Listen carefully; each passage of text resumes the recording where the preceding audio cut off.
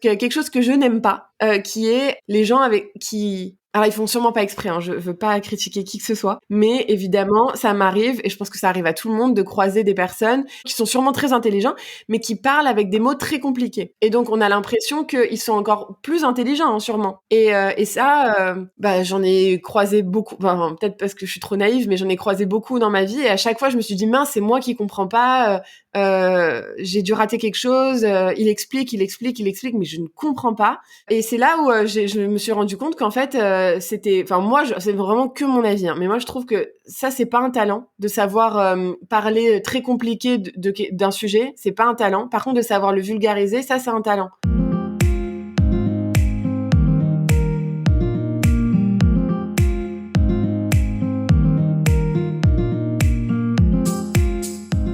Bonjour à tous et à toutes. Je suis ravie de vous retrouver pour ce dernier épisode de la saison, un peu spécial. Pourquoi spécial ? Parce que comme je vous l'avais annoncé la dernière fois, il a été enregistré en public lors d'un événement organisé par l'IHES le mois dernier, à l'occasion de la Journée internationale des femmes en mathématiques. Cette journée a lieu tous les ans, les 12 mai, et cette date a été choisie en l'honneur de Mariam Mirzakhani, première femme médaillée Fields, trop tôt disparue. Dans cet épisode, j'ai donc le plaisir de recevoir Tina Nikouka. Mon intro d'aujourd'hui sera un peu différente, car au cours de l'événement, des chercheurs et chercheuses se sont chargés de faire les transitions entre les différentes parties. Je vous laisse donc le plaisir de découvrir la présentation de Tina par Veronica Fantini, chercheuse à l'IHES. L'échange ayant dû se faire dans une version plus courte que d'habitude, car en direct, on a décidé de prolonger le plaisir avec Tina, et donc la partie live est suivie d'une discussion enregistrée un peu plus tard, juste toutes les deux cette fois. Je vous laisse donc entre les mains de Veronica qui va faire l'introduction. Bonne écoute!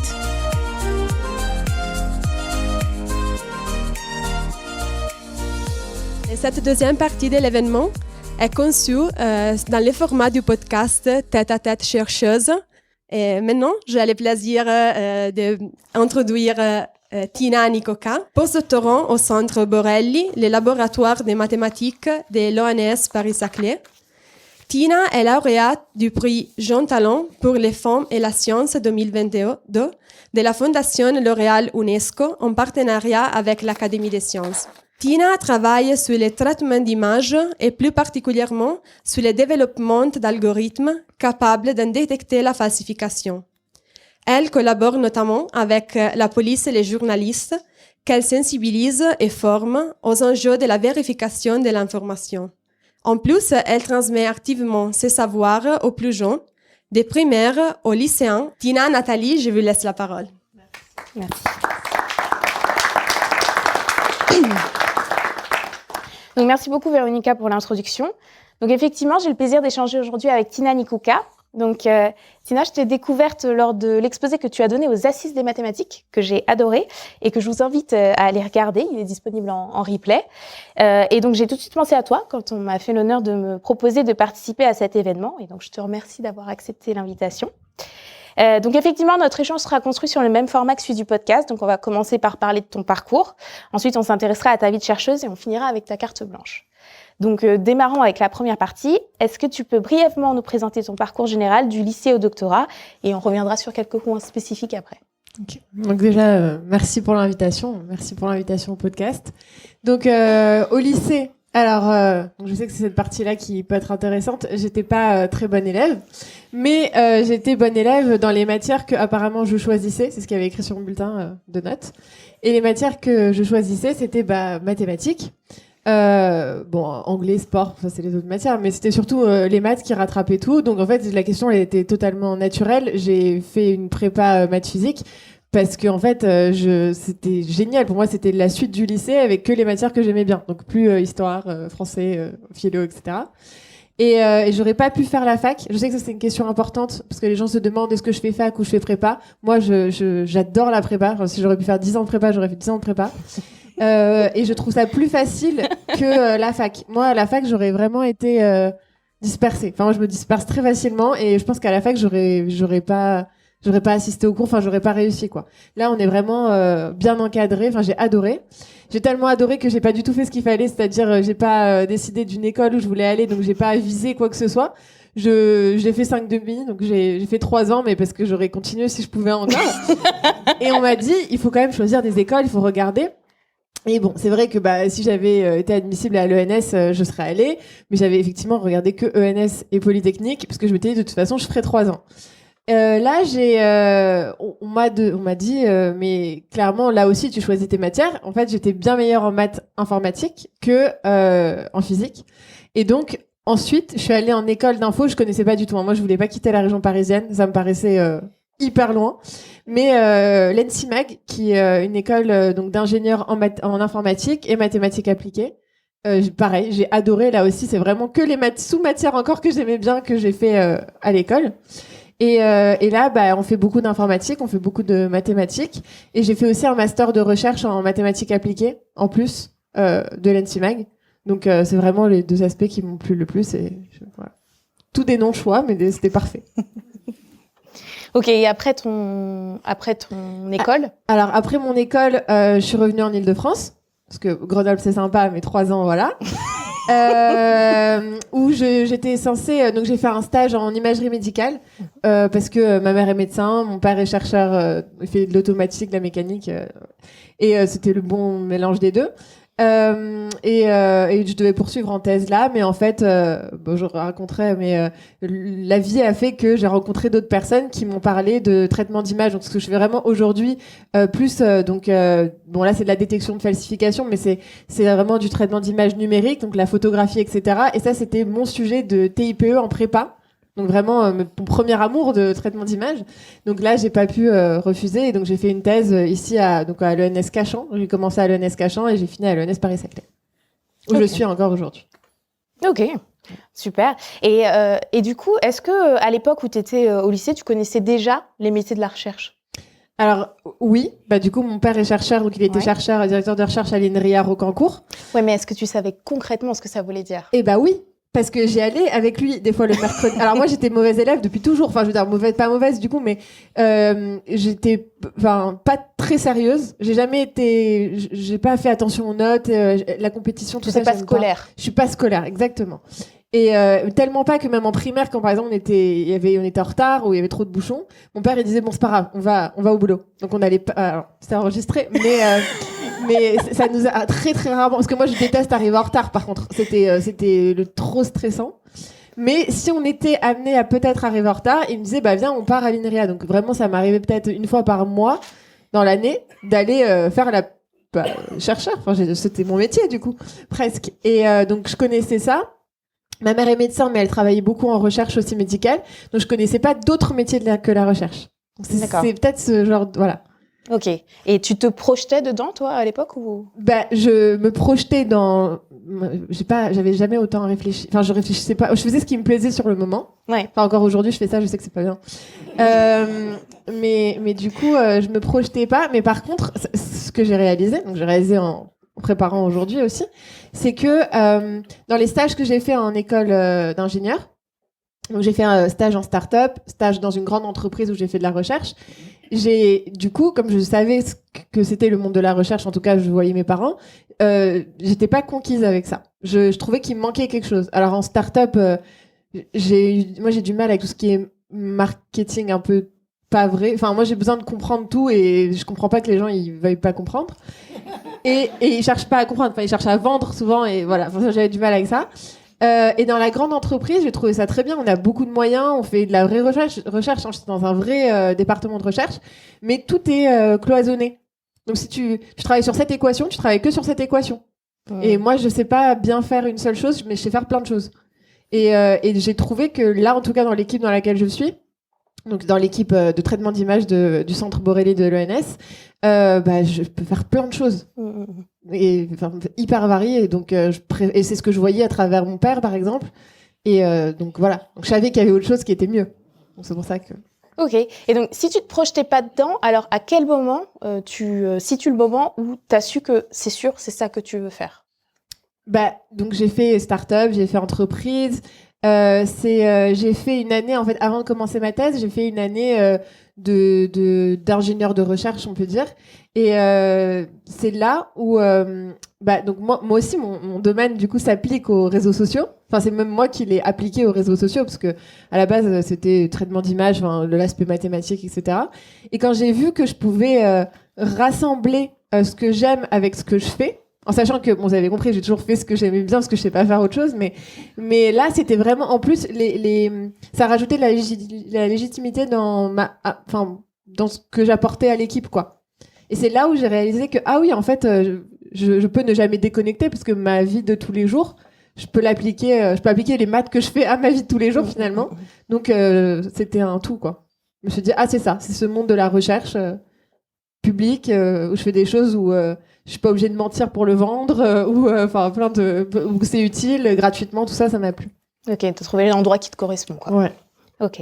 Et donc, tu as soutenu une thèse intitulée La vie secrète des images JPEG, détection de falsification via les traces de compression.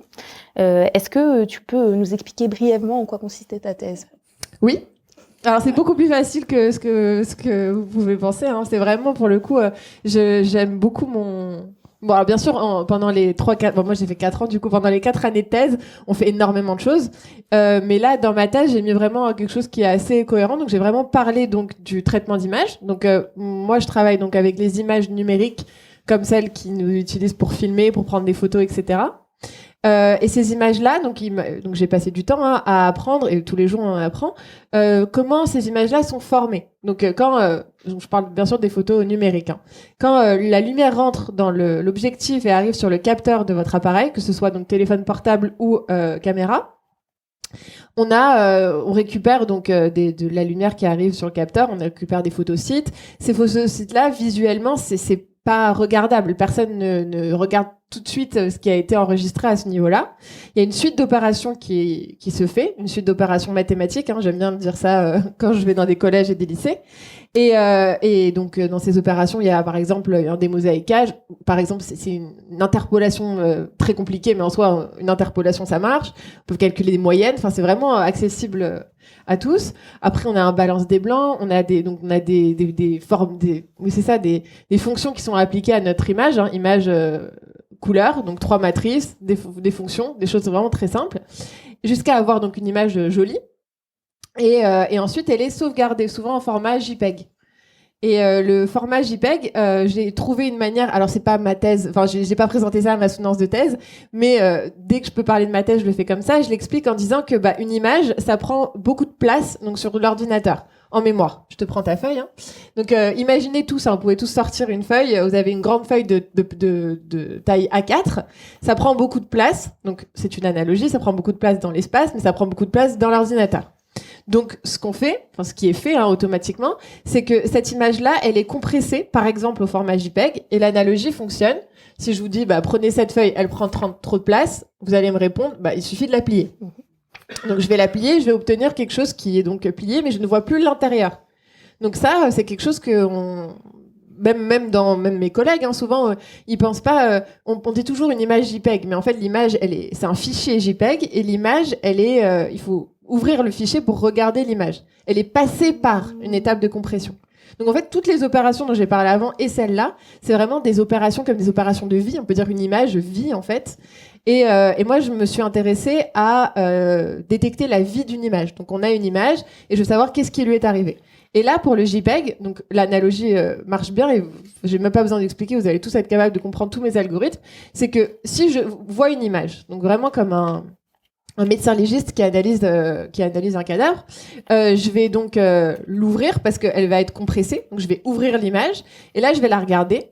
Et la différence que je vais observer par rapport à avant, alors sur une feuille ça se voit, sur l'image ça se voit pas forcément, mais moi avec des procédés mathématiques je le vois. Je vais observer des traces de pliure donc que j'ai là et que je n'avais pas avant. Donc, avoir des traces de pliure, déjà, donc je peux le détecter. Donc, avoir des traces de compression JPEG, je peux le détecter et donc savoir si l'image a été compressée. Je peux même dire avec quels paramètres, parce qu'il y a des paramètres plus ou moins compliqués, etc. Ensuite, si quelqu'un effectue une falsification, donc par exemple rajoute un objet extérieur, c'est comme si on découpait un morceau et on collait sur cette photo-là notre objet extérieur. On va voir que dans cette partie, il n'y a pas de traces de pliure, pas de traces de compression. Dans le reste, oui. Si vous pouvez tous vous amuser à imaginer tous les scénarios possibles, mais tout fonctionne avec cette analogie. Et ensuite, si je veux repartager cette image, par exemple, sur les réseaux sociaux ou l'envoyer à quelqu'un, je vais encore l'enregistrer sous format JPEG, donc je vais la replier et je vais l'envoyer à quelqu'un. Et là, dans la zone, par exemple, falsifiée, j'aurai des pliures qui coïncident pas ou moins de pliures que dans le reste, etc. Et bon, alors moi j'ai trouvé l'analogie. J'ai pas, bien sûr, il y a d'autres méthodes qui fonctionnent comme ça à détecter. Donc c'est ça, c'est la détection d'anomalies en fait dans les images. Et la particularité de mon équipe et de ma thèse, c'est d'avoir utilisé des maths, vraiment une validation statistique pour être sûr que si, par exemple, il n'y a pas de traces, oui ou non, de manière fiable. Par exemple, il y a des méthodes qui marchent très bien de l'état de l'art où, pour savoir si une image a été pliée, il la replie et il voit si ça ressemble à avant ou pas. Mais c'est purement... Enfin, il faut interpréter. Il y a besoin d'un humain pour interpréter tout ça, alors que nous, nos algos, du coup, non. Et c'est pour ça que mes algos ont été inclus dans un outil qui s'appelle InVidWeVerify. C'est un outil gratuit mis en place par l'AFP pour tous les fact-checkers, enfin pour tout le monde, hein, mais c'est les fact-checkers, donc les journalistes qui vérifient les faits, qui l'utilisent. Donc en plus des autres outils qui bien sûr ont ce problème de fiabilité, mais comme ça ils sont sûrs du résultat. C'est pareil pour la police scientifique avec qui je collabore, qui peut passer des heures à regarder une image, mais qui a besoin de savoir si c'est fiable ou pas. Ah oui. Parce qu'on peut pas dire... On peut imaginer pourquoi. Voilà, vous pouvez imaginer pourquoi. Et effectivement, donc ça s'utilise pour... donc mon algo, un en particulier, s'utilise par tout le monde, parce qu'il est, il est disponible en ligne par les journalistes, etc., par la police, et dans plus de 40 pays. Donc, voilà. Ok. Et donc, tu peux savoir avec certitude si ça a été falsifié ou pas. Est-ce que tu peux savoir la nature de la falsification ? Par exemple, concrètement, tu as une photo et tu peux dire cet objet-là, c'est sûr, il a été rajouté. Ça, tu es capable de le faire ? Alors, je peux pas savoir à 100% que quelque chose a été falsifié. Parce que, alors, je fais toujours l'analogie comme ça, c'est... là, c'est par exemple que les traces de compression que je vais analyser et l'anomalie là-dedans. Mais il peut y avoir d'autres anomalies. Par exemple, vous pouvez être... Bon, désolé pour l'analogie, mais vous pouvez être malade et vous allez chez le médecin, il va vous faire une radio. La radio, elle peut être nickel, mais il y a un problème, il fallait faire une IRM, quoi. Là, c'est pareil. Et en plus, là, quelque chose que je vous ai pas dit, mais dans les traces de pliure et dans les incohérences de traces de pliure, il y a toujours des limitations. Mais je les connais, donc je sais qu'il y a une chance sur 64 que, par exemple, les deux traces de pliure, elles coïncident ou des choses comme ça. Et je peux pas dire que, par exemple, cette partie vient d'une autre image, et laquelle, parce que j'en sais rien, mais je peux dire qu'est-ce qu'elle a perturbé. Donc oui, je peux l'interpréter beaucoup plus que des méthodes juste qui disent « Ah ici, c'est bizarre ». Parce qu'il y a des méthodes comme ça, une grande boîte noire qui dit « Ici, c'est bizarre ». Ok. Merci beaucoup. On va passer maintenant à ta partie sur ta vie actuelle de chercheuse. Donc, j'aime bien poser cette question. Pour quelqu'un qui n'a aucune idée de ce qu'est notre métier, peux-tu expliquer à quoi ressemblent tes journées ? Alors... Non, mais on m'a déjà posé cette question et à chaque fois, apparemment, on l'a déjà dit, j'ai pas un profil très classique. Donc, je vais raconter quand même. Mais enfin, voilà. Moi, j'ai 4 aspects dans ma vie dans une semaine, on va dire. Je fais donc de la recherche, bien sûr. Je fais de l'enseignement et de la diffusion. Je fais de l'encadrement de stagiaires et de doctorants et je fais pas mal d'encadrement de projets, enfin de gestion de projets, de coordination de projets, etc. Et en général, c'est ça en fait de faire des maths et de l'info. Moi j'ai mon ordi, je l'ai toujours avec moi et je peux travailler d'où je veux. Donc ça c'est aussi ce qui est sympa. Donc moi en particulier, je me rends sur place 2 jours par semaine maximum pour échanger avec les autres. Et sinon, le reste du temps, on est très Zoom. Même avant le Covid, on était très visioconférence parce qu'on travaille avec des gens partout dans le monde. Même des collègues qui passent 2-3 mois dans l'année dans d'autres laboratoires, etc. Et même mon enseignement, ce que je donne. Alors, donc, je donne des cours. Pendant ma thèse, je donnais des cours à des enfants. À la MIS, c'est la maison d'initiation et de sensibilisation aux sciences. Donc, c'est des ateliers scientifiques qu'on fait avec des enfants du CE2 à la 3e. Ils viennent en sortie scolaire et on fait un sujet scientifique comme Jamie dans C'est pas sorcier. et donc, je faisais ça. Donc, ça, évidemment, c'était sur place. C'était de 8h à... Enfin, ils commencent tôt, les enfants. Et là, aujourd'hui, je donne des cours à des journalistes. Ça, par contre, c'est pure visioconférence. C'est une formation complémentaire pour un diplôme universitaire. Et donc là, ça change. Mais j'aime toujours donner cet aspect de cours. Et donc, mes journées, elles se ressemblent pas parce que j'ai toujours ces 4 choses-là. Mais j'essaye d'avoir quand même un rythme de une après-midi où je le garde pour moi et ma recherche parce que sinon, je vais pas y arriver. J'ai à peu près des réunions tout le temps, sinon. en visio ou en présentiel. Et le jeudi, j'essaye de... Bon, ça finit toujours en réunion quand même, mais j'essaye d'aller sur place parce que c'est ça que j'avais beaucoup aimé quand je voyais mon père travailler, c'est les échanges avec les autres. Donc c'est important d'aller sur place et voilà. Même si j'échange beaucoup, pas sur place, moi je peux échanger. Ok, donc tu viens de nous dresser un beau panorama de toutes les choses que tu fais. Et donc, naturellement, la question que j'ai envie de te poser, c'est quelle est la partie de la recherche que tu aimes le plus, dans laquelle tu prends le plus de plaisir? Eh ben, c'est celle-là, oui, c'est la partie travail en équipe. Échanger avec les autres, mais pas parce qu'on a réunion de telle heure à telle heure. C'est, même là, par exemple, on pourrait échanger toi et moi, et on parlerait de quelque chose qui va après me faire penser à quelque chose, et j'ai envie de le développer derrière, quoi. Donc ça, c'est la partie que j'aime le plus. Aussi la diffusion. J'aime. Alors, quand je donne des cours ou des conférences à même des plus jeunes, j'apprécie beaucoup faire ça. Et c'est sûr, ça prend du temps, etc. Mais après, ça me donne une énergie incroyable. Non, mais je sais pas pourquoi. Après, alors peut-être pas. Alors si juste après, oui. Après, je me repose. Il y a un petit coup de barre à un moment quand même en général. Et je sais pas. Ça me redonne de la force pour continuer à faire ce que je fais. Donc ça, j'aime beaucoup. Mais sinon, ouais, c'est vraiment le travail en équipe, les projets, faire des liens entre les choses et tout. J'aime beaucoup ça. Ouais. Ok. Et à contrario, est-ce qu'il y a des choses que t'aimes moins? J'aime pas du tout le côté écriture d'articles pour conférences parce qu'il faut publier. Enfin, écrire bien sûr, parce qu'il faut partager ce qu'on a découvert, et même ça nous force à comprendre ce qu'on a fait, les journaux, etc. Très bien. Mais c'est le côté compétition, deadline, deadline ça me dérange pas. Oui, c'est vraiment le côté compétition. Je le vois, je sais, il y a des gens, leur méthode elle est pas finie, ils le savent eux-mêmes. Mais je veux partir à Singapour en novembre, donc il faut que je soumette à tel truc. Et ça, moi, tout ce qui est aspect compétition comme ça, j'aime pas du tout. Mais vraiment pas du tout. Ok.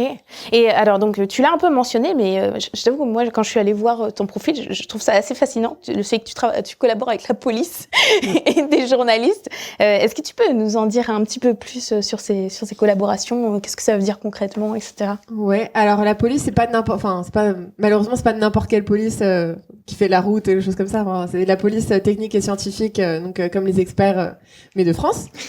Et c'est la partie numérique. Donc, c'est pas la partie où ils viennent récupérer l'ADN sur les scènes de crime.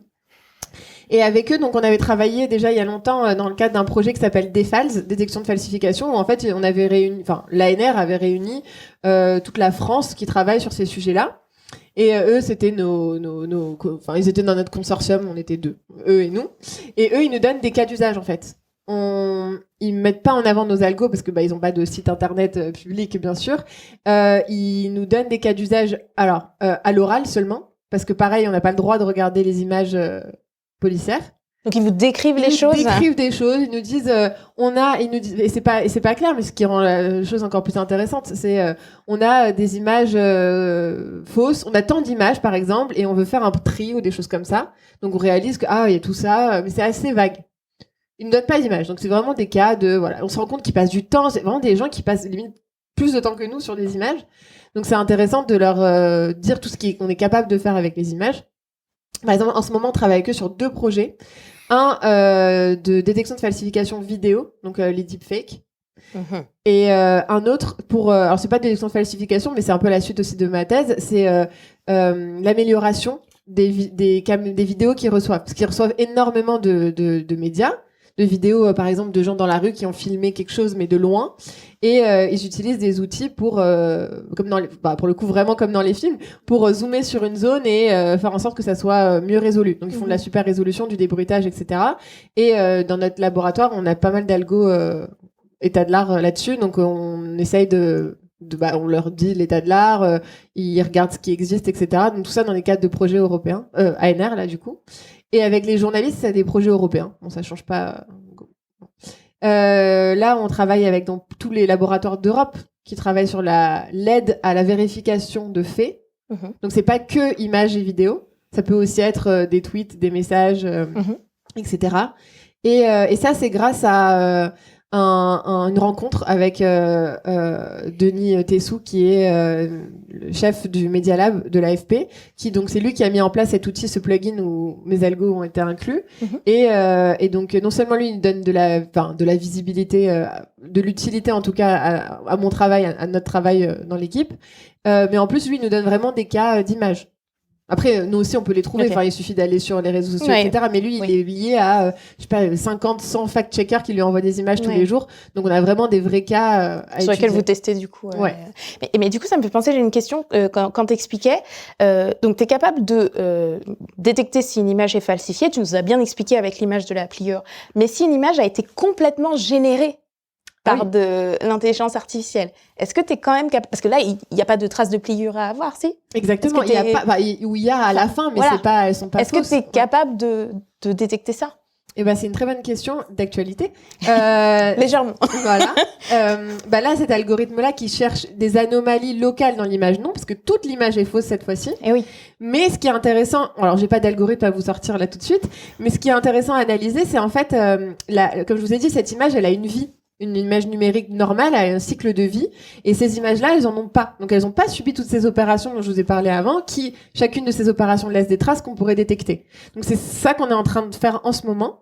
On regarde des images qui sortent de tous ces nouveaux outils, et on observe que il y a beaucoup de choses non naturelles qu'on pourrait détecter, mais on n'a pas encore de méthode qui soit capable de dire c'est non naturel, c'est évident, oui ou non. Parce que sortir une méthode qui génère du faux, même si les doigts sont pas parfaits ou quoi, c'est pas grave, on peut sortir la méthode, mais sinon on sort une méthode et qu'en fait ça génère, ça détecte une chance sur deux, c'est aléatoire, ça sert à rien, quoi. Donc ça c'est un peu, c'est plus difficile, mais effectivement on travaille là-dessus. Ok, on compte sur vous, parce qu'on a besoin un petit peu. Après il faut pas oublier que toute image, faut le voir comme un dessin, je veux dire. Ok, merci beaucoup. Du coup on va conclure l'échange avec ta carte blanche. Donc de quoi as-tu envie de nous parler aujourd'hui? Moi, je voulais parler de quelque chose qui me tient à cœur, que en fait, j'ai déjà eu l'occasion de présenter donc à plein de publics différents ce que je faisais, et moi, j'ai jamais pu poser une question. Enfin, c'est en général les gens qui m'invitent et qui me posent des questions, et on me demande souvent, par exemple, pourquoi t'as fait des maths? Qu'est-ce qui t'a poussé à faire des maths? T'as pas trouvé ça bizarre de faire des maths en tant que femme ou même voilà? Et moi, à un moment, je me suis posé la question, mais pourquoi les gens me posent cette question? Si je faisais, par exemple, je sais pas, histoire, peut-être on me poserait pas la question, non? Je sais pas, en fait. C'est une bonne question. En sachant que si on me connaît, clairement, il faudrait me poser la question. Parce qu'une fois, on m'a qualifiée de historienne des images, parce que du coup, je détecte l'historique d'une image. Et là, je me suis dit, si je pouvais montrer ça à mes profs d'histoire du collège, ce serait incroyable. Mais par contre, là, vraiment, je comprends pas. J'ai l'impression d'avoir grandi c'est ce que je me suis dit, hein. J'ai réalisé que j'avais grandi dans une bulle où, les maths, c'était normal. Enfin, c'était trop bien, c'était normal. Et aujourd'hui, je réalise qu'en fait, c'est bizarre, alors, je veux même pas rentrer dans fille, garçon ou quoi, mais que même juste aimer les maths, apparemment, c'est bizarre. Et c'est ça que j'ai du mal. Et en plus, on est en France, on a eu plein de mathématiciens très connus. Et moi, donc, j'ai fait une enquête. J'ai réalisé ce qu'on me demandait. Donc, il y a plusieurs profils de gens. Il y a les élèves. Donc, moi, je vois souvent des primaires, des collèges. Eux, souvent, j'aime pas les maths. Moi, alors, tout le monde me dit que c'est pas possible et que sûrement j'ai dû faire abstraction. Mais je suis sûre qu'au lycée, tous mes camarades aimaient les maths. J'ai pas de... Je me souviens, des gens qui étaient pas bons, mais c'est pas grave. Je veux dire, moi, j'étais pas bonne. Mais il n'y avait pas un rejet comme tu peux ressentir après. Mais c'est ça, il n'y avait pas un dégoût comme si... Oui, c'est ça, un dégoût. Et alors que là, il y a... Après, il y en a qui disent... les profs de maths qui je parle, qui me disent mais c'est parce qu'il y a trop de par cœur. J'ai toujours appris justement que... Enfin, c'était OK si j'ai des mauvaises notes en histoire parce que j'ai pas appris par cœur. Mais c'est pas grave parce que j'ai une bonne mémoire, c'est juste que j'ai pas fait l'effort. C'est ce qu'il y avait écrit dans mon... Mais en maths, j'ai jamais rien appris par cœur. Oui. Donc je comprends pas. Donc je me dis j'ai dû rater quelque chose. Après il y a dans les gens des adultes lambda, qui me demandent des fois qu'est-ce que tu fais dans la vie. Ça encore aujourd'hui je sais pas quoi. Enfin si maintenant je sais, je leur dis oui, je détecte où je crée des fausses images. Donc, mais ça, du coup, les gens, ils aiment pas, donc c'est pas une bonne idée. C'est pas très populaire. Donc j'ai essayé traitement d'image. Ça veut rien dire. Traitement du signal. Bon, tu fais de l'électricité. Non. J'ai essayé maths. Et ça, je plus jamais. J'ai dit une fois. Non mais j'ai dit, je fais des maths et je fais de la recherche en maths. On m'a dit à tes profs de maths, je fais de la recherche en maths et là, bon, la personne ne saura pas, peut-être elle écoutera pas ton podcast, mais j'ai vu quand une fois j'ai dit ça à quelqu'un et là j'ai vu dans ses yeux qu'il s'est demandé si j'étais en train de chercher des nouveaux chiffres, tu vois, des nouveaux nombres, des décimales de pi peut-être, enfin je sais pas. Voilà, même par exemple. Donc j'ai commencé à dire mathématiques appliquées. Ça j'ai vu que c'était pas, ça c'est pas, apparemment c'est pas, les gens ne savent pas trop ce que c'est. Donc maintenant je dis maths info. Mais ça aussi, les gens, voilà, je comprends pas. Et donc, je me dis, pourquoi les maths ont cette image-là une mauvaise image, quoi. Et c'est même pareil, même dans le contexte industriel, parce qu'on est amené à faire pas mal enfin, moi, j'échange souvent avec des chefs d'entreprise sur des projets, ils veulent des idées, on échange, on discute et tout. Et ils veulent mettre de l'intelligence artificielle. Parce que, alors oui, je pourrais me qualifier comme, je sais pas, je fais de la recherche en intelligence artificielle, mais moi, j'aime pas trop ce terme. Je suis même en train en ce moment de créer des cours pour expliquer ce que c'est l'intelligence artificielle, mais le terme il est très bien, mais c'est ce que les gens pensent n'est pas correct. Et du coup, je continue quand même à dire des maths, mais même les gens qui font, genre par exemple, entreprise qui vient de sortir, qui travaille sur l'IA, parce que je sais pas, ils ont des gens qui savent parler à ChatGPT par exemple. Et si on leur dit ça c'est des maths ou des choses comme ça, non, nous on veut faire de l'IA. Je fais oui, on peut faire des maths quoi, maths info. Et elle fait non, il faut que ça soit vraiment de l'IA et ça, mais donc vraiment tout public. Et donc ma carte blanche, c'est vraiment j'ai une grande question, c'est pourquoi est-ce que les maths c'est synonyme de quelque chose de négatif? Et pire que ça, pourquoi donc c'est négatif et quand on pense que c'est positif, c'est oui parce que c'est élitiste. Non, il n'y a pas un truc comme ça, c'est pour sélectionner, voilà. Et enfin, moi, clairement, s'il n'y avait pas les maths, j'aurais sélectionné rien. Donc, tu vois, ça m'a pas permis de sélectionner. Mais par contre, c'est sélectionné et du coup, c'est optionnel. Pourtant, moi, je parle français. Bon, j'aurais pu te parler en anglais, mais ça fait déjà 2 matières. On aurait pu échanger. Ouais. Mais les maths, ça me permet de parler... alors moi, je parle très numérique, donc je suis totalement à la science du numérique. Donc, je parle à mon téléphone, je parle à mon ordi. Enfin, tout ça, c'est des maths. Je veux comprendre comment marche... Enfin, comment... les arbres, la nature, etc., la physique, enfin tout c'est avec le langage des maths. Donc voilà. Donc ça, c'est ma grande question. Donc ta carte blanche, c'est ton interrogation sur l'image des maths. Une énorme interrogation sur. Mais écoute, le fait déjà que tu sois en contact avec un jeune public, le fait qu'on fasse des événements comme ça, le podcast, tout ce genre de choses, ça peut aider peut-être à changer les maths, l'image des maths, on va dire. Donc, j'espère. on va finir là-dessus. Merci beaucoup Tina, c'était un plaisir d'échanger avec toi. Et Véronica, je te rends la parole.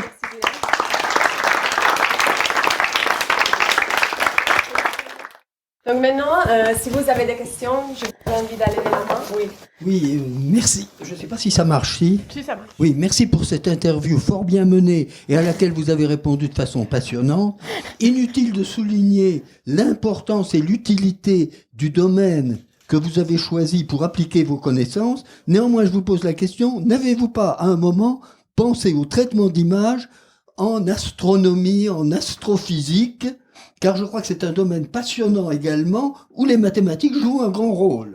Merci. Oui, j'y ai pensé. Parce que forcément, moi j'ai du coup les amis de mon père qui m'ont dit, par exemple, qui travaillent au CEA, qui m'ont dit mais tu peux pas venir faire du traitement d'image aussi chez nous, etc. Oui. Alors aujourd'hui, je fais du traitement d'image pour les images satellites. Bon, c'est pas la même chose, mais je fais déjà pour les images satellites. Mais là, quand j'ai fait les images réseaux sociaux et je me suis rapprochée des journalistes et de l'AFP, c'est vraiment où j'ai trouvé ma place à moi par rapport à mes collègues. Je pense être beaucoup plus connectée qu'eux. Et c'est vrai que c'était plus facile. Enfin, je suis pas non plus une accro des réseaux sociaux ou quoi, hein, mais par exemple la photographie, j'aime beaucoup. Ça fait partie de mes passions à côté du travail. Donc là, vraiment, c'est moi qui ai insisté pour travailler sur les images numériques classiques et les réseaux sociaux, etc. Mais aujourd'hui, j'encadre un doctorant qui travaille sur les images satellites, les anomalies dans les images satellites et les images de télescope, etc. Ça, par contre, c'est comme les images médicales. J'ai fait, mais il y a moins de variété C'est vraiment le côté esthétique aussi. Enfin, moi, j'aime bien. Moi, par exemple, là, je travaille souvent sur les images les photos que je prends moi-même, comme cas d'exemple. Et là, c'est plus compliqué, à part si, par exemple, je vais dans une IRM où je vais utiliser un télescope moi-même. Voilà. Mais effectivement, c'est le même domaine et c'est passionnant. Dans le cas d'une image générée par un réseau de neurones, un GAN, est-ce que ça, c'est le prototype de l'image falsifiée ou une image artificielle peut être, si elle n'a pas été modifiée, photoshopée, peut passer pour être correcte si on laisse tourner le GAN assez longtemps? Détecter les anomalies locales, là, ça marche pour effectivement ce qu'on Photoshop, mais ça peut également marcher avec que ce soit GAN ou les méthodes de diffusion, parce qu'on peut écrire dans le prompt, sélectionner une zone de l'image et écrire, rajoute un chat blanc dans cette zone de l'image. Si c'est local, là, par exemple, la méthode avec les traces de pliure ou tout autre pourrait fonctionner parce qu'on verrait que toute l'image a un historique et localement, il y a une partie qui a un autre historique. Si l'image complètement est générée par exemple par GAN ou par diffusion, alors par GAN, on l'a déjà observé, c'est comme avoir rajouté une étape supplémentaire dans la chaîne. En fait, elle est tellement grosse que celle d'avant, qu'elle soit là ou pas, on les voit pas. Et en fait, on observe, donc par exemple pour les GAN, on observe, en fonction de quel GAN, parce qu'il y a plusieurs méthodes de GAN, on observe des traces, comme les traces de pliure, mais bon, c'est pas des traces de pliure. J'ai pas d'analogie encore qui pourrait fonctionner, mais du coup, on peut détecter ces traces-là et donc dire que ça a été généré par tel GAN en particulier. Mais ce qui est compliqué, c'est qu'on est censé connaître donc tous les types de générateurs de GAN. Et il y a des méthodes réseau de neurones qui fonctionnent, comme ça, dès qu'il y a une nouvelle méthode qui sort, apprend et donc détecte comme ça. Pour les méthodes de diffusion, c'est pareil. Mais on a observé, c'est tout récent, on a observé la semaine dernière, qu'il y aurait des traces. En fait, il y aurait des traces donc périodiques, un peu comme les traces de pliure dans les images générées par méthode de diffusion, qui pour l'instant sont un peu compliquées à analyser. On ne sait pas pourquoi elles sont là. On ne sait pas si parce que justement les méthodes ont trop appris des images classiques et donc ressortent des traces de compression, mais mal, parce qu'ils les ressortent mal, ou si c'est vraiment le réseau lui-même, comme il sous-échantillonne et agrandit l'image plusieurs fois, si c'est lui qui a introduit cette périodicité-là. Donc toutes les traces qu'on ne voit pas dans l'image, mais que maintenant moi je vois, que je cherche, elles sont passionnantes et elles racontent l'histoire en fait d'une image, quoi. Bonjour, merci pour cet entretien. Alors toujours un peu sur la même question, si jamais on dispose de votre algo qui permet de détecter les falsifications et la génération de fausses images, est-ce qu'on peut construire un GAN qui produira des images que vous ne pourrez pas détecter ? Et si tel est le cas, est-ce que ça rend compliqué pour vous de publier vos algos de détection ? Oui, on m'a souvent demandé si du coup c'était pas dangereux de mettre à disposition ces outils-là, parce que imaginez, vous voulez falsifier une image, vous allez mettre l'image et après vous allez passer les tests et vérifier que c'est bon. Sauf qu'en fait, il est pas possible de passer tous les tests. Si par exemple vous arrivez à coïncider les traces de pliure, parce que vous avez tout compris à ma présentation, et il y a une autre trace que vous n'allez pas réussir à coïncider. Jusqu'à ce que peut-être, l'image n'ait pas de sens, hein. Vous allez peut-être coller quelque chose qui géométriquement ne devrait pas être là, ou les couleurs ne coïncident pas, etc. Donc ça, c'est peu probable. Par contre, dans les images générées par GAN, où du coup tout est généré artificiellement, et là c'est vraiment globalement, on pourrait faire quelque chose. Oui, c'est plus facile. En fait, même sur une image traditionnelle, on pourrait essayer d'effacer les traces qu'on détecte et essayer de remettre des vraies traces. On a essayé de faire ça. Hein. On a fait ça. Théoriquement, c'est possible. Alors avec les traces de pliure, pas trop, parce que ça dégrade trop l'image, donc la compression. Mais pour les images GAN ou diffusion, théoriquement, c'est possible d'effacer les traces existantes, si on arrive à voir lesquelles c'est exactement, et de réappliquer des traces traditionnelles d'un appareil Nikon, tel modèle, tel objectif bien particulier. Si on arrive déjà à faire ça, c'est pas mal. Après, c'est possible que quelqu'un, effectivement, sorte un algorithme. Il suffit juste pour n'importe qui d'appuyer sur un bouton et de nettoyer son image, de réappliquer des traces traditionnelles. Et oui, ça c'est possible. Donc la solution que je pense que tout le monde est d'accord avec dans mon domaine, c'est que les images, faut pas y croire. Les vidéos non plus. Enfin, dans les textes, on est d'accord, quand vous voyez un message sur un réseau social, vous allez pas y croire. Là, même moi, si je vous dis quelque chose, j'espère que vous allez pas y croire Je vous dis, il fait super beau dehors, vous allez tous regarder au moins avant de me croire. Avec les images et les vidéos, faut se dire c'est pareil, ça devient des dessins si on veut. Mais si on veut pouvoir avoir une image vraie, il faudrait, et la technologie existe, ça s'appelle faire du tatouage numérique, du watermarking, ou même de signer le fichier en soi. Et ça serait en fait, c'est comme mettre des traces, mais de les mettre en amont par la caméra ou par l'humain qui est sur Photoshop.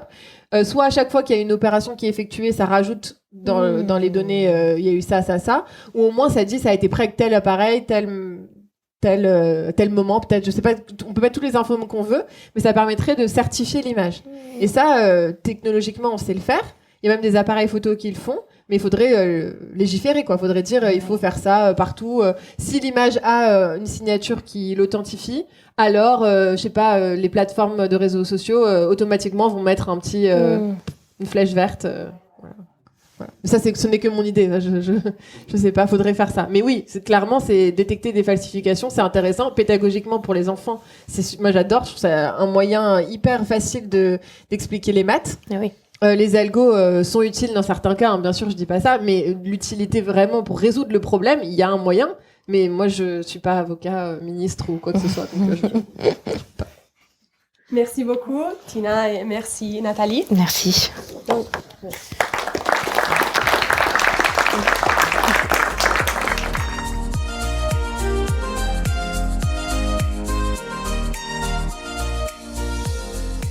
Donc, rebonjour à tous, je suis ravie de vous retrouver à nouveau, toujours avec Tina Nikuka. En fait, quand on a fait cet enregistrement en live, on a fait du coup une version un petit peu ramassée par rapport au format habituel de l'épisode. Et donc, je voulais prendre le temps de revenir sur quelques points avec Tina qu'on n'avait pas eu le temps de développer. Donc, merci Tina à nouveau d'avoir accepté mon invitation. Mais de rien. Avec plaisir. Donc déjà, c'était vraiment très... J'ai passé un super moment avec toi pour cet enregistrement en live. Donc, je suis ravie de poursuivre un petit peu. Donc, un point sur lequel je voulais revenir, donc, c'est que tu nous as parlé de ton parcours en nous donnant les grandes lignes. Et donc, dans toutes ces discussions que j'ai pu avoir avec des chercheurs et chercheuses, il y a des choses qui reviennent souvent, dont 2 en particulier. Le fait que tout le monde a eu à un moment des rencontres déterminantes de personnes sans qui on ferait sans doute pas ce qu'on fait aujourd'hui. Et aussi le fait que souvent le hasard, il a joué un rôle non négligeable dans la position qu'on occupe aujourd'hui. Donc, qu'est-ce que ces 2 affirmations t'inspirent au regard, toi, de ton parcours ? Hasard, peut-être quelque chose qui était assez improbable, mais qui peut être intéressant à raconter, c'est que donc mon TIPE, je l'avais fait en traitement d'image, donc tatouage numérique, sujet que j'avais choisi comme ça en discutant justement avec mon père. Et après, quand je suis arrivée en école d'ingénieur, moi je savais pas, j'avais pas mis le tatouage d'image. Moi, c'était un projet une fois pour un TIPE. Et en fait, en 2e année, on avait un cours qui s'appelait multimédia, donc hyper large. Et j'avais choisi ce cours parce que ça avait l'air quand même assez sympathique. La preuve, c'est ce que je fais aujourd'hui. Et en fait, le prof a commencé à parler pendant super longtemps de tatouage d'image. Genre, c'était une grande partie du cours. Et moi, je pensais que c'est vraiment je sais pas, une application, quelque chose de tout petit, quoi, une niche. Enfin, ce qui est peut-être le cas, hein, mais du coup, moi, maintenant, je suis très proche de cette niche. Mais en fait, j'ai trouvé ça incroyable que le prof parle de ça, qu'on fasse des projets là-dessus, etc. Et je lui avais dit, j'ai fait ça en TIPE, j'adore ce cours, on fait ça encore maintenant. Tu verras plus tard, je ferai ça aussi. Du coup, quand je suis arrivée en thèse, après, je lui ai envoyé un mail, je lui ai dit, t'as vu? C'est proche, quoi. Je fais ça maintenant et je l'ai revu en conférence, donc j'ai trouvé ça cool de lui avoir montré que j'ai dit ça en rigolant à l'époque, mais au final, c'est vrai, quoi. Ok. Bon, super. Et donc, terminons avec la partie recherche qu'on avait abordée aussi lors de l'entretien à l'IHES. Donc, une question que j'aime bien poser, c'est des choses qui tournent autour de la légitimité. Est-ce que tu sais à quel moment tu t'es sentie chercheuse ? Oui, je sais exactement. Je peux pas te dire la date, je me souviens pas de la date, mais je me souviens du moment où je me suis sentie légitime au sein de mon équipe qui... pareil, moi je suis arrivée le premier jour, j'étais entourée de gens brillants et surtout, moi je suis très bavarde, je suis arrivée autour de gens qui prenaient à peine des pauses café et des pauses thé, je suis arrivée, ils étaient tous sur leur ordinateur en train de travailler à fond et tout. Et tous, je savais qu'ils avaient un parcours un peu impressionnant. Il y avait soit des normaliens, soit des polytechniciens, mais du coup j'avais quand même forcément, je me dis je suis un peu différente déjà de niveau parcours et même niveau ce que je sais faire, etc. J'étais différente et je me suis dit tant mieux parce que là il y a plein de mathématiciens typiquement. Moi j'ai fait l'informatique donc déjà je me démarque là, donc là je me sentais un peu plus légitime. Il s'avère que ces mathématiciens sont en fait très très bons en informatique également, donc au final voilà. Mais un jour, quand j'étais assis, je me souviens, j'étais assise sur une table, j'étais en train de discuter avec mes collègues, et en fait, je me suis sentie légitime parce que j'ai vu que par la différence que j'apporte, j'étais légitime. Parce que justement, ces personnes que je considère vraiment comme des génies, ils avaient quand même besoin de moi pour certaines choses qui sont il y a sûrement, hein, il y en a qui savent beaucoup mieux coder que moi, il y en a qui sont bien meilleurs que moi en maths, il y en a qui savent faire les deux mieux que moi, mais ils savent pas faire peut-être tout ce que je fais. Je fais plein de choses, ce que je disais au départ déjà. Je sais faire plein de choses. Peut-être chaque chose, je le fais moins bien que quelqu'un qui fait que ça, et heureusement, parce que, voilà. Mais le fait que je fasse vraiment plein de choses, ça apporte quelque chose à l'équipe, et donc je me sens légitime de faire partie de mon équipe et du domaine, quoi. Et du coup, ça a changé ta vie dans l'équipe quand tu as réalisé ça? Ou juste toi, c'est toi que ça t'a fait te sentir différente? Apparemment, j'avais déjà cette place dans l'équipe, mais je m'en étais pas rendu compte. Je m'étais mise là et j'ai pas du tout fait exprès. Mais quand je l'ai entendu de la part d'autres personnes, que en fait c'était évident pour eux, je me suis dit cool. Donc eux aussi ils considèrent que j'ai ma place. Enfin que tu vois, je sers à quelque chose dans l'équipe. Donc ça m'a fait plaisir. Et c'est cool parce que moi, encore une fois, j'adore mon équipe, donc je suis contente que eux aussi ils aient l'impression que je sers à quelque chose, quoi. Ok. Voilà. Ok, super. Écoute, merci beaucoup. Je pense qu'on va conclure là-dessus. Donc, la carte blanche, comme les auditeurs et auditrices le savent à ce moment de l'épisode, a déjà été entendue puisqu'elle a été enregistrée sur la partie live, qui était d'ailleurs très intéressante, sur l'image des maths. Et donc là, on va finir plutôt avec les recommandations. Alors, un petit peu de nourriture culturelle mathématique ou en lien avec la recherche de façon plus générale. Est-ce que tu as quelque chose à nous conseiller? Alors, au départ, quand tu m'as posé cette question, je me suis dit, je vais parler de, ce que moi j'utilise, ce qui moi m'a donné, alors j'ai pas une grande culture, mais d'où vient ma culture scientifique mathématique. Donc je voulais quand même parler de ça un petit peu, c'est d'encourager tout le monde, peu importe l'âge, à regarder, que ce soit des émissions scientifiques ou alors maintenant tout est en ligne maintenant, c'est des vidéos YouTube, des Twitch, des podcasts, écouter tout ça scientifique. Je trouve que dès le primaire, collège, je trouve ça incroyable. Donc si jamais il y en a plein, hein, donc vous pouvez regarder. Je trouve que tout ça c'est vraiment complémentaire à, ça n'a rien à voir avec ce qu'on apprend à l'école, c'est vraiment en plus pour passionner les gens, donner des envies, etc. Moi, je vais sortir des trucs de mon époque, mais par exemple, C'est pas sorcier, moi, je trouvais ça génial. Encore plus petite, il y avait le bus magique. Je sais pas si les gens se souviennent du dessin animé du bus magique. C'était trop bien. Merci. Mais j'ai trouvé ça trop bien. Et en fait, j'ai trouvé ça tellement bien qu'il y a des choses aujourd'hui, que je sais pas, quand tu vas chez le médecin, qui t'explique il y a tel problème, telle chose, il t'explique avec des mots de médecin. Mais moi, je rattache en tout cas aux images que j'ai vues quand j'étais petite. Donc je comprends parce que je rattache aux images. Après moi, je rattache tout quand on parle à des images. Je vois quelque chose de visuel, mais je trouve que en plus quand c'est beaucoup plus facile de voir le visuel, c'est plus facile à comprendre. Donc je pense que il y a beaucoup de choses qui peuvent se faire comme ça. Enfin, s'il y a d'autres personnes qui ont besoin de voir, parce que peut-être il y en a qui ont plus besoin de, je sais pas, d'écrire pour retenir ou quoi. On n'est pas tous sensibles aux mêmes choses, effectivement. C'est ça, on n'est pas tous sensibles aux mêmes choses, mais si c'est le visuel, je trouve qu'il y a beaucoup de dessins animés et même donc maintenant des vidéos YouTube, etc., qui peuvent être utiles. Donc je voulais quand même parler de ça parce que moi, c'est comme ça qu'il y a beaucoup de choses que j'ai appris, avec du recul, je m'en suis rendu compte. Sur le coup, je m'en rendais pas compte. Mais aujourd'hui, je me rends compte qu'il y a beaucoup de choses comme ça qui sont restées, des images comme ça qui sont restées dans ma tête. Et tout ce que j'ai appris dans le reste de ma vie, que ce soit à l'école ou au travail, je les ai collées en fait à cette image-là que j'avais en tête. Donc voilà, j'ai trouvé ça vachement bien. Et sinon, non, j'avais un bouquin à conseiller qui a été écrit. Alors ça, c'est parce que moi, donc j'aime beaucoup tout ce qui est vulgarisation scientifique. Alors j'aime beaucoup, et en plus, je trouve ça hyper important parce qu'il y a quelque chose que je n'aime pas, qui est les gens qui...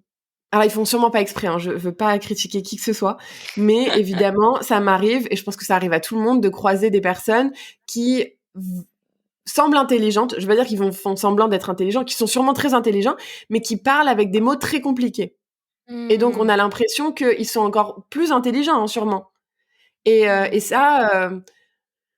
j'en ai croisé beaucoup, peut-être parce que je suis trop naïve, mais j'en ai croisé beaucoup dans ma vie, et à chaque fois je me suis dit mince, c'est moi qui comprends pas, j'ai dû rater quelque chose, il explique, mais je ne comprends pas.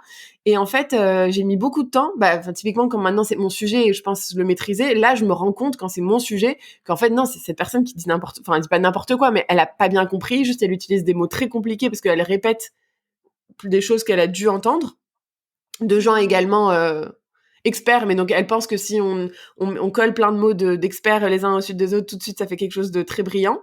Et c'est là où je me suis rendu compte qu'en fait c'est vraiment que mon avis, mais moi je trouve que ça c'est pas un talent de savoir parler très compliqué d'un sujet, c'est pas un talent. Par contre, de savoir le vulgariser, ça c'est un talent. Après, on m'a souvent dit aussi, ce que tu fais là, c'est un peu enfantin. Je peux comprendre que des personnes pensent souvent que quand j'explique quelque chose, que j'ai l'impression que je parle à des enfants de 7 ans, mais c'est pas vrai. C'est que moi, dans mon cerveau, déjà pour comprendre, je l'ai ramené à ces images-là. Parce que c'est comme ça que ça marche. Donc après, si vous voulez, si ça vous fait plaisir, je peux rajouter des mots compliqués pour vous faire plaisir, mais en soi, je le fais pas pour rabaisser quoi que ce soit, quoi. Et il y a beaucoup de chercheurs qui font de la vulgarisation. Ils sont très connus, ils ont sorti des livres en physique, il y en a plein. Enfin, c'est génial. Et dans mon domaine, il y en a aussi. Donc je pensais que ça méritait d'être dit. Il y a donc Hani Farid, qui est un chercheur américain à Berkeley. Il était rapporteur de ma thèse. C'est le grand ponte de mon domaine. Il a créé la détection de falsification, on peut dire. Enfin, tout a été parti de ses travaux.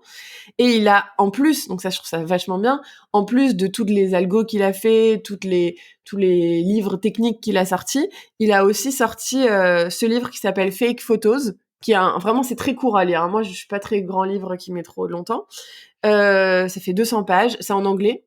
C'est pas un livre d'histoire, il raconte pas une histoire, mais c'est on peut dire une espèce de manuel pour donner les clés pour détecter les fausses images. Alors ça, c'était avant Midjourney et tout ce qui est ensuite tout ce qui est généré. Ouais. Mais justement, je trouve ça encore plus important d'avoir ce guide-là pour comprendre déjà les images. Et pour être capable d'aujourd'hui regarder ce que c'est les sorties de Midjourney, etc. Et je trouve ça vachement bien. Je pense que, alors déjà, moi ça m'intéresse parce que c'est mon sujet. Je pense que ça intéresse beaucoup de personnes parce que les fausses images. Donc on a quelques histoires d'images fausses qui pu y avoir, quelques aides pour savoir comment visuellement déjà détecter qu'une image est fausse. Forcément, on en apprend sur la vie d'une image, ce que j'avais présenté quand je parle de ma thèse. Mais en plus de ça, je trouve que c'est un super exemple de chercheur qui a transformé en soi ses travaux. Enfin, je sais pas il y a pas d'HDR aux États-Unis, mais si jamais, je pense qu'il devait faire passer son habilitation à diriger les recherches. Donc c'est une espèce de thèse, mais sur tous les sujets qu'il a fait après sa thèse, un éventail de sujets de recherche. En vulgarisé, ça aurait donné ça, quoi. Et je trouve ça vachement. Je trouve ça vraiment bien, parce que c'est bien de partager la science avec ses collègues chercheurs, mais c'est encore mieux de partager avec le monde, quoi. Ouais, c'est important, effectivement. Donc, voilà. Donc c'est Fake Photos de Hani Farid. Super. Écoute, je mettrai le titre et le nom de l'auteur en description de l'épisode. Très belle recommandation qui m'a donné envie. Merci beaucoup. Du coup, moi aussi, je vais faire ma recommandation et donc qui fait écho avec ce avec quoi tu as commencé, parce qu'il s'agit de vidéos sur YouTube. C'est une série collaborative qui s'appelle MMM, Merveilleux mathématiciens et mathématiciennes.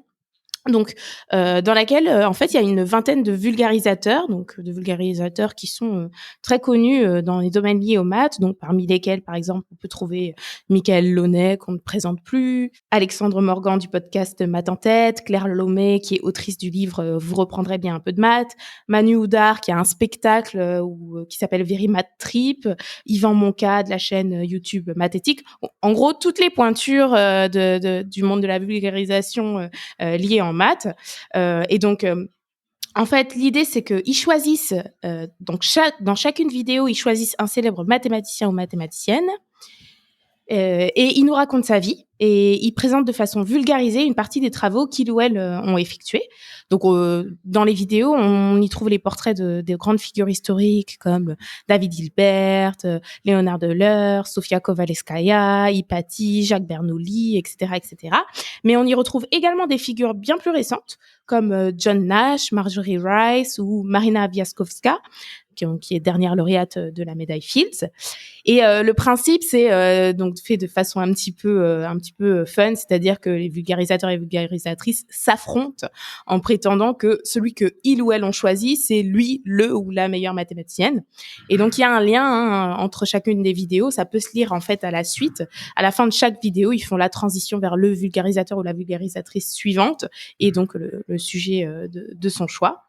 Et donc, j'ai trouvé ça génial. On sent la patte de chacun et chacune des vulgarisateurs, vulgarisatrices, qui est donc différente à chaque épisode, qui sont donc de durée aussi différente, l'angle, la façon de présenter les choses. On apprend plein de choses, même sur des figures qu'on pensait déjà connaître, on apprend quand même des choses.